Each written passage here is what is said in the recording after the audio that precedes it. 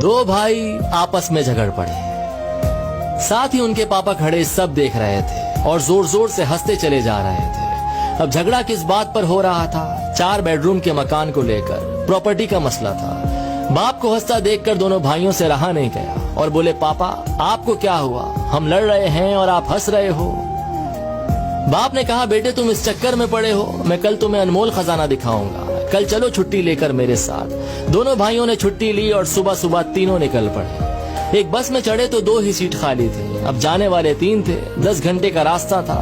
कभी एक भाई पापा के साथ बैठ जाता, दूसरा खड़ा हो जाता, तो कभी दूसरा बैठ जाता, पहला वाला खड़ा हो जाता, और इसी तरह सारे रास्ते एडजस्ट करते हुए चले गए। गांव पहुंचे तो पापा उन्हें एक पुरानी हवेली पर ले गए। देखा तो हवेली खंडर हो चुकी थी। कबूतरों ने घोंसले बना लिए थे, झाड़ियां उगाई थी।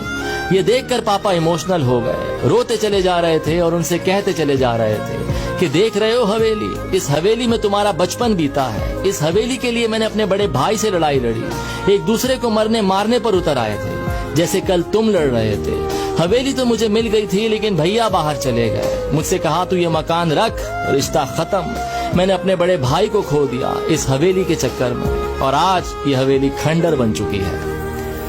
तुम दोनों इसी तरह लड़ते रहे तो मकान तो खंडर हो जाएगा, लेकिन रिश्ते हमेशा के लिए खत्म हो जाएंगे। जिस बस की सीट पर बैठकर आए हो, क्या वो जिंदगी भर के लिए तुम्हारी हो सकती है? तो बेटों ने कहा, नहीं, क्या बात कर रहे हैं, बस में तो सवारी बदलती रहती है। तो बाप ने कहा, बस यही लाइफ है, सवारी बदलती रहेगी। जो चीज थोड़ी सी देर के लिए मिली है, उसके लिए झगड़ना बंद करो।